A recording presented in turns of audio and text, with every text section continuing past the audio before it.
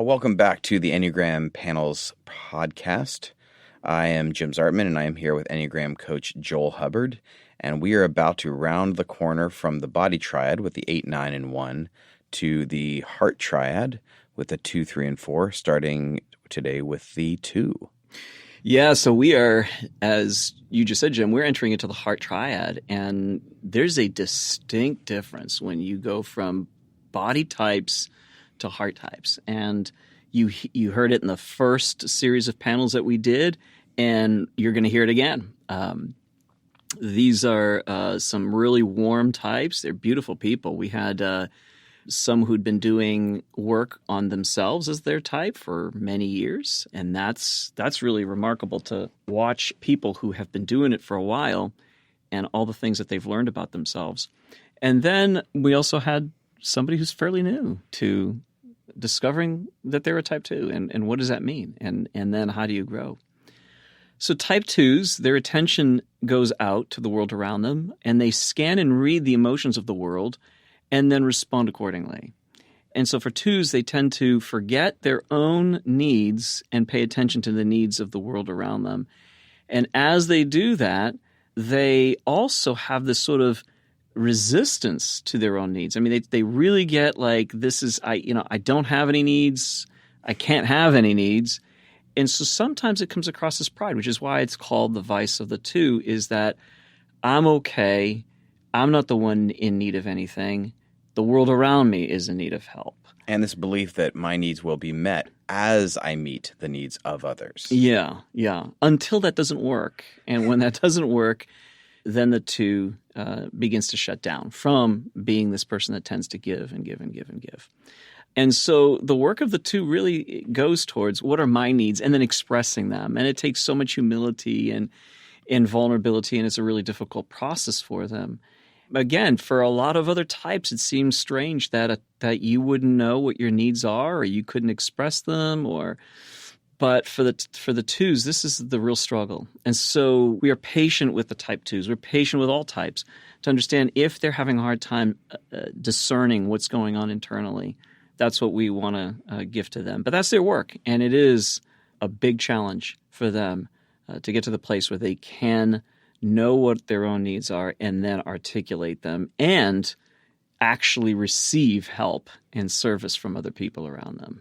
You mentioned type 2s falling asleep to their needs, and could you make a distinction here? Because often type 2 and type 9 do get mixed up. They do, and they're called lookalikes because both do this thing. Both fall asleep to their own internal needs. So type 9s fall asleep to their needs and to their desires and to their thoughts as a way to make sure that they keep harmony and keep peace and keep connection with people. 2s want to keep and maintain connection with people, but for them, it's much more about the need to be seen as helpful, and so thus they cannot have any needs themselves. So there's really a looking down on their own needs and rejecting them. Whereas a 9 is okay receiving help. A 9 does not have that same problem taking help. It's just that the 9 probably won't be the first to communicate their need for it. In our community, we've been talking about the need to own our voice, and there is something about certain types that tend to silence their own voice, especially in certain circumstances. And the 2 definitely has areas in which they do this. Oh, yeah, for sure. And 2s, they want to be the rescuer. They want to be the one that helps. They love helping people, and oftentimes it's very true to who they are. That's the good part. That's the way they're made. They're made to serve the world. They're made to help, and they're excellent at it. It's a high gift. But where it becomes a problem is when they cannot discern the difference between their own needs and the needs of the world around them. And that's where that conflation happens oftentimes. And so for them, it's working at being able to separate those two. What are my needs? What are the needs of the world around me? And then some of those needs I can't meet. So can I ask for help? That's a key thing for the 2, is to be able to do that. They have to practice kind of pulling away at times from the world around them. And they're in this reciprocal kind of way of living. It's this, how do you see me? What am I picking up from you? How do you think about me right now? And that's a constant source of input for the two. And to shut that off is really hard. And so they sort of have to pull themselves away from that to then figure out what's going on inside of me. What are my emotional needs? What am I feeling about something right now? That's the challenge for the two, is shutting off the voices, because that is fuel for them. That feeds them. And then being alone with themselves to discern what's going on. Yeah, and it doesn't feed them in the best way.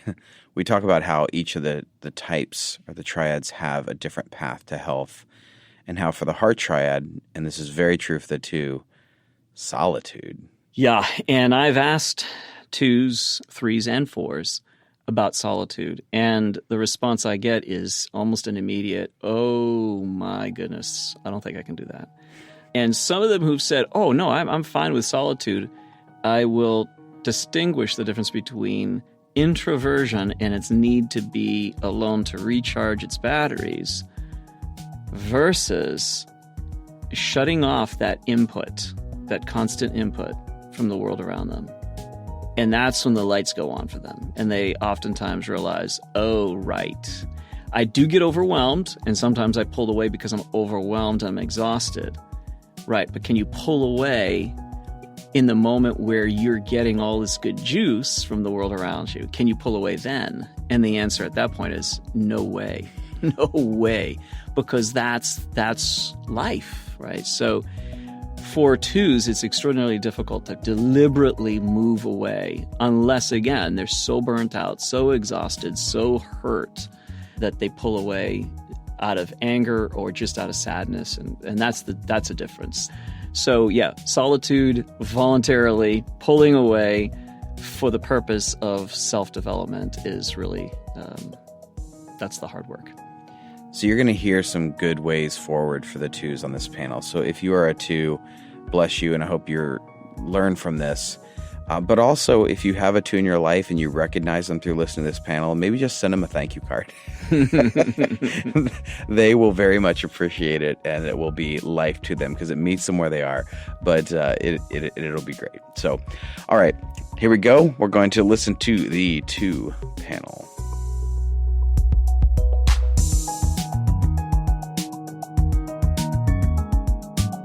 Rather than give an introduction to the type, I'm going to just jump in. But tonight we're looking at the type 2, and the type 2 is a helper. So through the lens of the Enneagram, I just want to sort of ask you some questions, and ask you some questions about your type, but then also ask you questions about growth and how you are doing in that space. And all answers are okay, whether you're in a place of growth or you're sort of in a place of stuckness, that's okay too. All of it is welcomed because we're all in different places in our own journey. And probably one of the greatest gifts that we can give to each other is a lot of space to be and to extend that space, but not the distance. Like we still embrace you and welcome you into our lives. So, all right. So talking to type 2s, question for you guys is generally, where does your attention, all of our attentions take us different places as human beings? And if we were to pay attention to what we pay attention to, it would tell a lot about us. So throughout the day, where do you find your attention? If you're able to do some self-reflection, where do you find your attention going? Most of the time I feel like my eyes are, we're there. I guess I'm always looking outward. I'm always looking at what's going on with other people, it seems like. I can often pick up, or I think I'm picking up, if somebody was sad or, angry or hurt or whatever. I might notice it before someone else would. Where's my attention during the day? It's on work. I'm always thinking about things I have to do. Okay. Yeah. And so sometimes, like for right now, I'm helping with fixing up Neil's house. It tends to be that when I call you. Yeah, what's that? Yes. Or when you call me. I was in the room. You're in the project. You're doing something. Yes, I was. So what happens is I can leave that work, but in my head I'm going, okay, well, I did that well. And it's hard for me to decompress from that.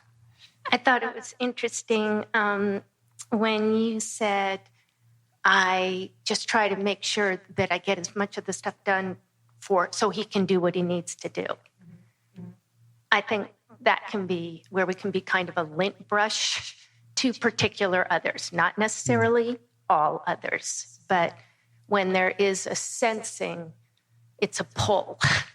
And I feel pretty conscious of that now and can feel that tug of war, because I know oftentimes that pull is to get me away from an inner restlessness that is going on. Like I feel like I'm pregnant, that I'm waiting. Well, there's many ways of being pregnant, and yes. I think actually so are all of you. But I feel very conscious because I'm so aware that I have stuff going on inside of me. And so I am aware when I have the propensity to, I'll just do this for them, or because I think having a focus is a really helpful thing. Because I think I just want to give my all. And not everybody wants to, be companioning.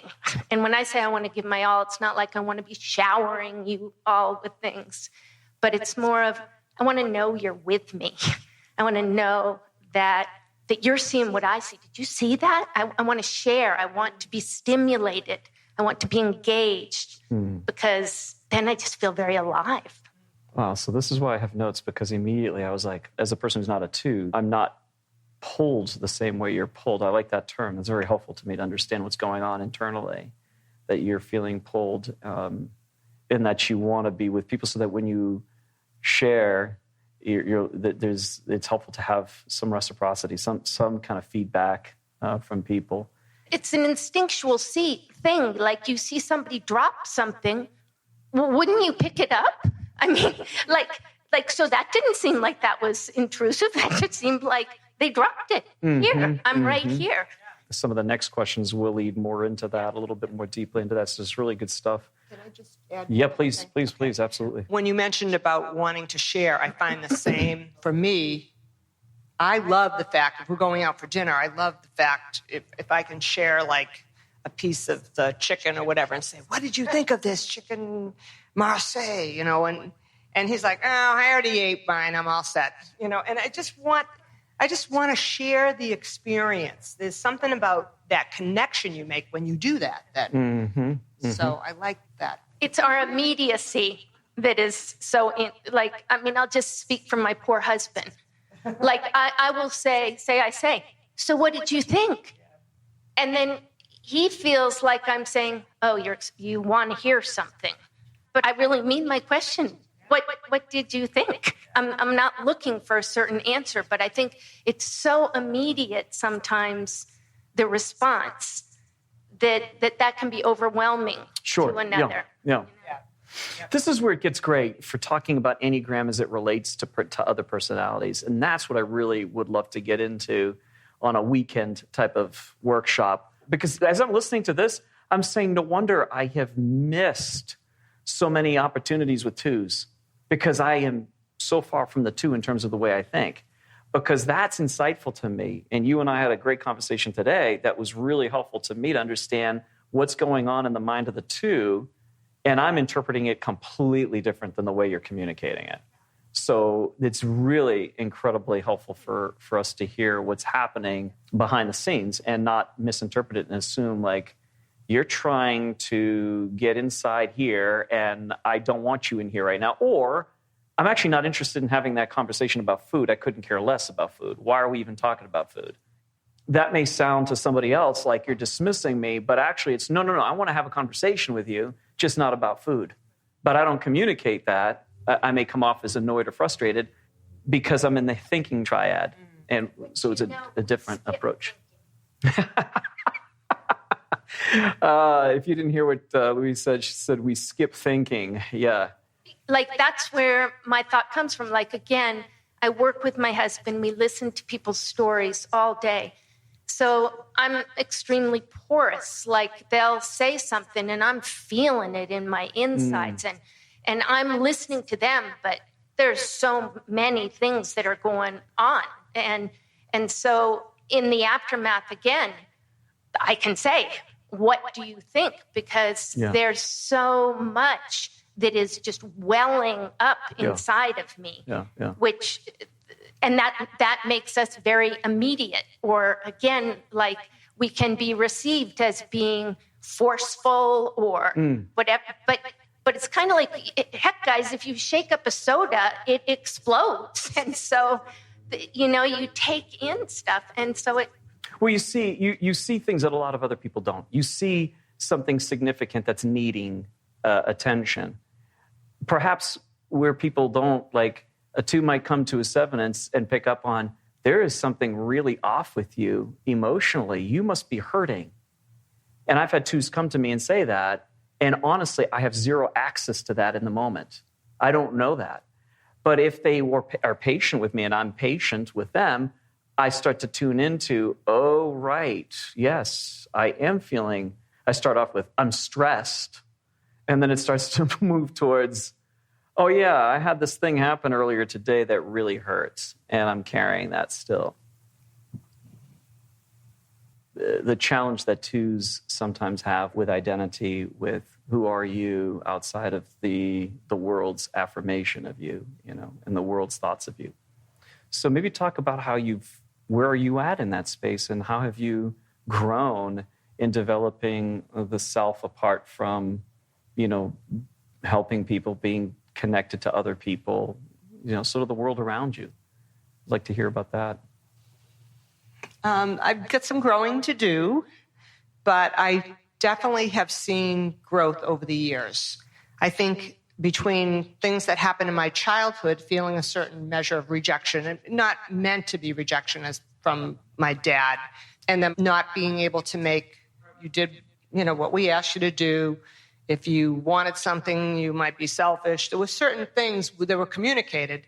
And I mean, I can remember being a young kid, and I think I was counseling my sister at 8 years old. She was crying, nobody loves me. And my brother, I didn't even remember it. My brother told me, I put my arm around my sister and said, we love you, you're important to us. And, just little things that were just kind of throughout. So I think I always had the 2 eyes. I think I, was always a 2. Certain events have helped. I think being able to share some of those stories and process some of the grief and all that, I think has helped. I think some of the personalized scriptures have helped. A couple of examples. One was we had the going away party. People gave me, it came from all different areas, but flowers thanking me for the work that we did. And after a while, it got to be like, oh my God, I got like 7 things of flowers here. I don't really, I don't need all these flowers, and maybe I should drop some off at the nursing home, doing something good or, whatever. And my niece caught me, and she said, you should keep them. They're for you. And then the verse came up in my head. How great is the love that I, your heavenly Father, have lavished on you. Lavished.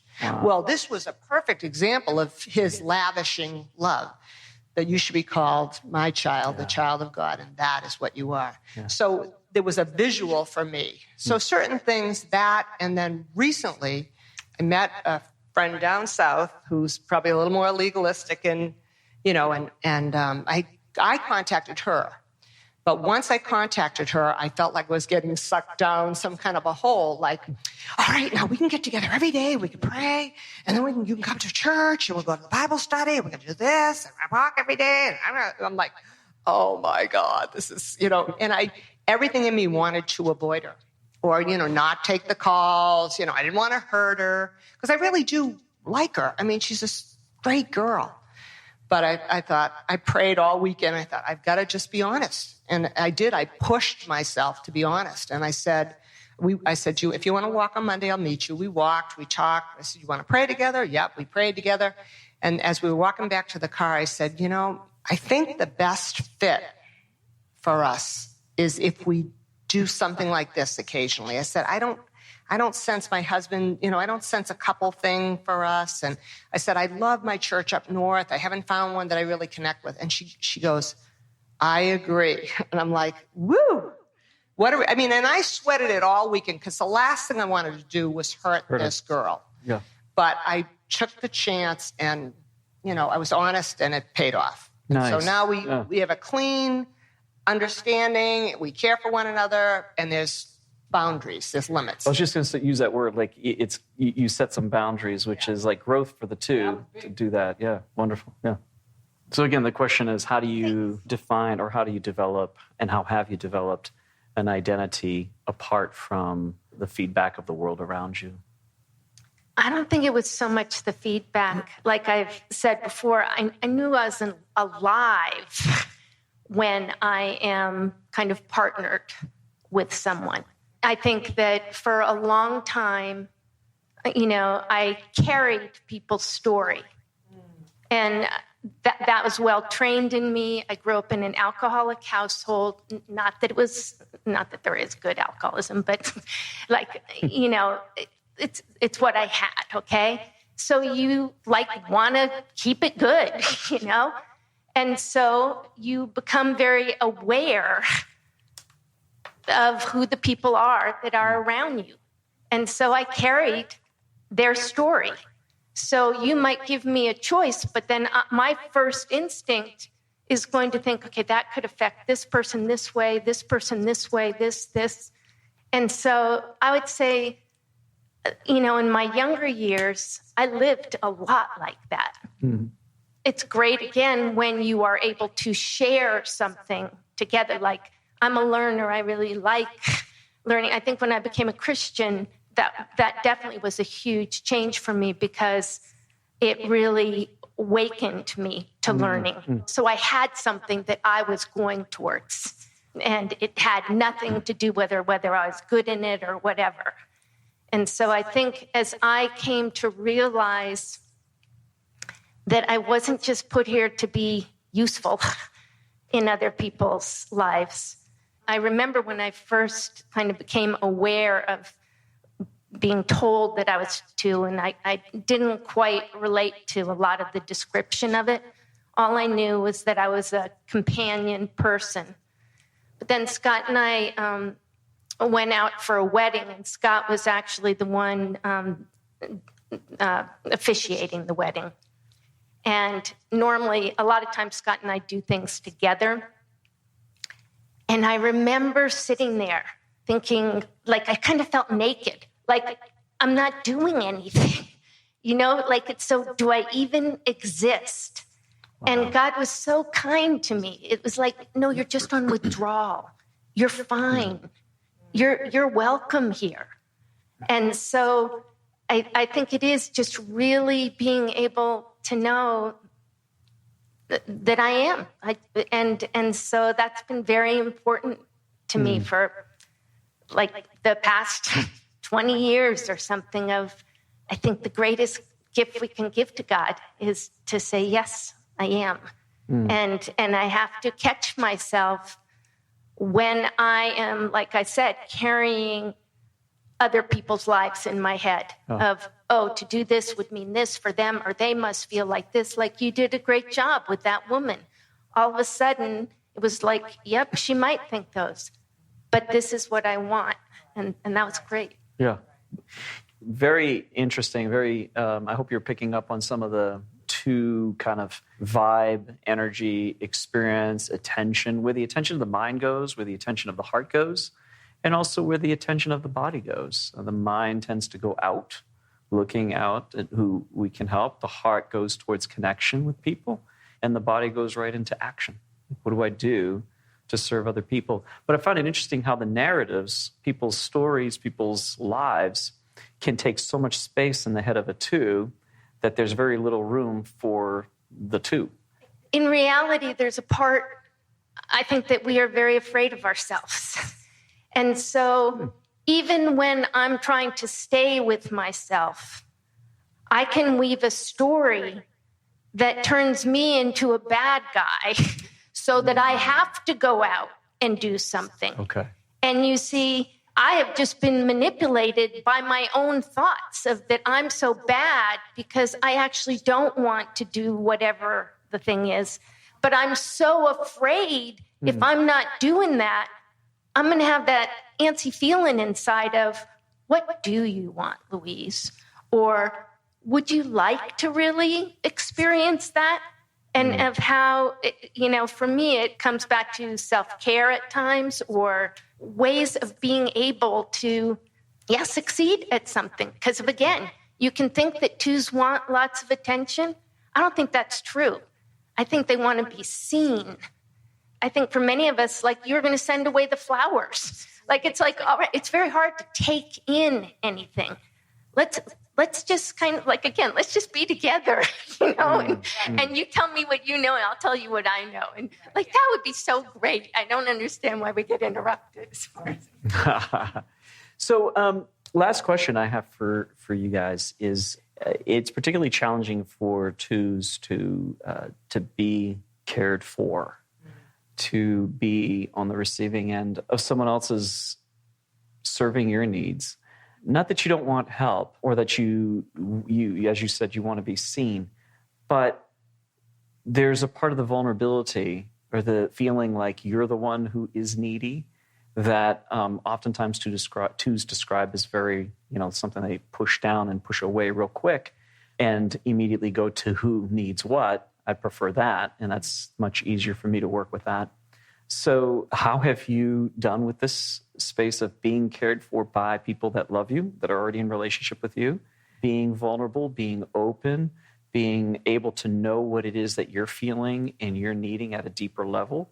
Not just like, could you do the dishes? Could you give me a ride somewhere? But something at a deeper level that allows you to be seen as one who also is in need and receiving that care from people around you. So it's a very wordy kind of question, but I'm trying to get access to it and use different words, because for every two, it's very different too in terms of how they experience that. But maybe talk about that part and how you're doing in growing in that respect. I would say that I'm getting better. As far as, like, in general, self-care, I'm not great at it. The other day I thought, you are not going to do any work today. And I made myself not do it. And initially it was really hard. But then I booked a pedicure and I went for that. And then we had lunch out. And it was a good day and I enjoyed it. But I had to make myself make that choice. It wasn't like I was going to jump to do it. Needs, I don't think we had needs when we were kids. My mother had a lot of needs, but I don't think we did. Honoring the self and making opportunities to go, okay, what do you really need? I mean, it's a challenge. It's my husband can come up with a million different things. I'd like to ride motorcycle. I'd like to jump out of a plane. I'd like to do this. I want to do that. And I'm sitting there going, what would I like? I can't, a lot of times, I don't spend a lot of time dreaming about what I would like. Some of it is, I think I'm sad. I feel like I've got so much that I don't really think I need anymore. Like, I'm pretty content with what I have, so I don't spend a lot of time dreaming about what I don't have. But okay, but let me press this in a little bit more, because it's a really beautiful thing that twos have, this tremendous natural ability. And what Growth Panels is about is not about telling a two, stop being a two. Become something else. Yeah. And a lot of people hear that in some of these things. And I want to say emphatically, no, that is not the goal. We want you to be twos and actually be even more of a two in every dimension of being helpful and engaged in the world around you. It's just that there's a shadow side, there's a dark side to the light side, right? Yep. That can sometimes sabotage the positive end of things or the gift that you have to give. So it's just about dealing with that piece so that your two-ness and your ability to serve the world around you is even more on fire. Right. But it doesn't come with the other stuff of like, I don't know what my own needs are. Right. I have them, and I'm trying to meet them by serving other people around me. And hopefully somehow in that process have my needs met. Or I'm trying to get in relationship with people to feel loved. Meanwhile, I'm loving them, but I'm not really allowing myself to be loved. So this is right. So that's the challenge is sort of like what you talked about the verses and how they spoke to you. It was very emotional and beautiful and very powerful. That's the part that I'm more getting at is how are you allowing yourself to be loved by other people? You don't have a lot of needs. I've never met a two with a lot of needs. I've met twos that is just immediately like, and I ask them how you're doing. I bet all of your answers are pretty much the same. Good, fine. Like there's not a whole lot of self-reflection, but like deceived. Yeah, right. I only say fine because I don't want to lose it. And good. when you speak of need, like to have a need is a pretty dangerous place for many of us. So if I'm going to express my need, I can be reduced to feeling like I'm an infant. I feel so helpless in that place. And I feel ashamed that I feel helpless in that place. And I feel like I should know how to do this. I think that that's where the two might go and do something, not necessarily because they want to be needed, but they got to get away from that place, which is so dangerous. Why would I allow that place to be touched when you said it? My mom had the needs. You didn't have permission. So don't wake that place in me. And so that's, I think, where, I obviously can't speak for all twos, but I think many twos are misrepresented. It's not necessarily that they don't have needs, but there is a real strong protection or a stone that says, we can't go here, I confess, like, I know I have needs. I don't know how to really be able to hold. I think one of the growing things for a two is to be able to hold things, to hold their own. Like for me to have to say, I really need you to help me do this. Even though it looks like the simplest thing, for me, it is like hitting the most primary, and I know that makes no sense, but that's where my needs lay. Like this year, I started to pray to know Jesus in his swaddling clothes. I'm so grateful for Jesus in his older years. That has, he has taught me so much. He has accompanied me so much. But it's his panic young place. That's where I need to know him. Wow. Thank you. It's very, very insightful stuff there. You guys have articulated a lot. That's been very helpful I think, to all of us to hear, what goes on in the two and how the two thinks and feels and behaves. And then also understanding how even just the saying no and having boundaries is a way of expressing to the world around you, this is also how to love me, is to respect my no, For you, as you mentioned, like, don't be deceived into thinking that because all of us twos say, no, I'm good, that means that's true. And to maybe give patience and room. But what I'll do is I'll ask the audience, because they may have some questions, but that would be one of my questions, would be how do we love twos? How do we help, you on your own journey, your own path, and maybe think about that. But I also want to open it up to you guys. So you guys get a chance to ask some questions, and then we'll take a little break. Go ahead.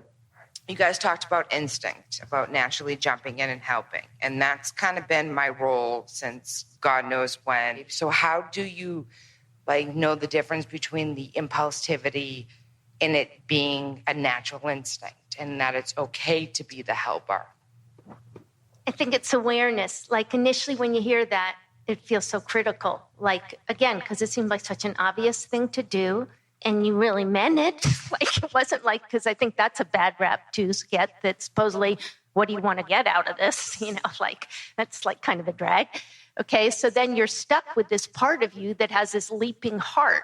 And that's where I said the whole waking to a consciousness of that we don't think. See, it comes from within. There's an emotional thing, and that sends us forward. And so for me, I started praying, asking God to teach me to think, to show me. And so that it's not a critical thing, because it's an awareness, it's a waking.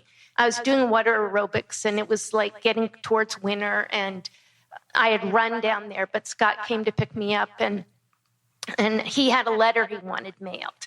And I have wet hair, but he says, will you mail this letter? And I'm like, oh, yeah, sure. I get out of the car, and I realize, I have to go down a block. I have to cross the traffic, and it's cold, and my hair is wet. And I'm thinking, this wasn't really a great idea. So I get back in the car, and I say, I don't think that was such a great idea that I mailed the letter. So then Scott kind of felt attacked by me saying that, because, of course, I say it so quickly, but I'm not thinking it. I'm just speaking my stream of consciousness, which is kind of a problem I have. I'm so sharing. We kind of got a little bit in a spat. He's like, well, I didn't have to pick you up. And I'm like, yeah, well, I didn't have to make you dinner before I left. And then it was like, okay, wait a minute, where's this going? And then he goes, well, you could have said something. And part of me is like, well, you could have said something different too. But those words, you could have said something, all of a sudden, they really stuck with me. And I got into the house and I was going, you could have said something. I never thought to say anything. There was no space in between. And so that's made me conscious. Yeah. Yeah, really good. The 2 is the heart. 2, 3, 4. But yet you hear them in their head so much, right? Like you hear them thinking so quick, acting so quick, reacting to life. But their heart is what motivates them. Yeah, what's driving the whole thing is the impulse of the stimulus, I should say, is what's happening. They're being stimulated by what they are feeling and immediately bypassing the rational part of the brain, which is, it's not bypassing thought entirely, but it's bypassing the reflective part, the rational brain that stops and says, should I be doing this? Is this something I want to do? Is this something I'm supposed to do? It goes from what I feel and what I'm picking up on as a need around me to body. So it's heart to body, right to action, right to motion. Understanding that heart triad people tend to move from heart and what they pick up in the world. So it's not just unique to the 2s. That heart triad people tend to pick up on the vibes around them or within themselves and then immediately go to that. But what I want to say, too, about the 2s is, and about everybody, every number in the Enneagram has to have a pause somewhere in their pattern. That's the self-awareness component, without which there's no changing anything in what we do. Until we see the pattern that goes automatic, that either goes heart to head to, action, body to, to head, or whatever the pattern is. Once you see it, that's probably the most powerful thing, because then you have the opportunity to start seeing it live, not just in reflection, like in a moment like this right here, seeing it happen. Oh, yeah, I do that. But then the next time it shows up, you'll see it, or you'll see it at least a day later. You'll say, oh, I did that yesterday. And hopefully you get closer and closer, which it will happen. You'll start to have it happen in the moment as it's, the event is taking place. And that's where you have the ability to hack that. That's the next step. How do I stop that? How do I interrupt that automatic pattern? And then the question is, with it, what do I now do instead of that? Because nothing is not an option. I have to do something different. And this is where St. Ignatius of Loyola calls it contra agere, which is going against the natural patterns. And so now you do the opposite of what your type wants you to do. And when you do the opposite, it unhitches the whole thing. The whole thing begins to fall apart because the system is dependent upon that happening. Your system is dependent upon you doing that. So when you do the opposite of that, this is what a lot of my clients are discovering, and I'm discovering as I practice this in my own type, is going against the type. And I failed a few times this week, and I could tell. It was evident. But when I'm doing it, and instead of, for me as a 7, consuming and going and trying to grab and chase and pursue, and I say, right now, I don't want to be really present with the people I'm with right now. I'm wanting to run to something else that's fun, is if I dial down and breathe in and say, that's what's going on, that's the self-awareness. What's the hack? What's the new pattern? The new pattern is, I have everything that I need right here, right now. Everything. There's nothing I need. I have it right here. So be present to the people around you. But I'm dying. Yes, that's the right kind of death you need to die. And then the magical thing that happens is that I find myself actually not having that stimulus driving anymore. That'll come back the next day or the day after. But at that moment, it passes, and I'm deeply present to the world around me. So that's for every type, that's how it works. This is so much fun. Thank you, 2s. You guys are beautiful people. Thank you.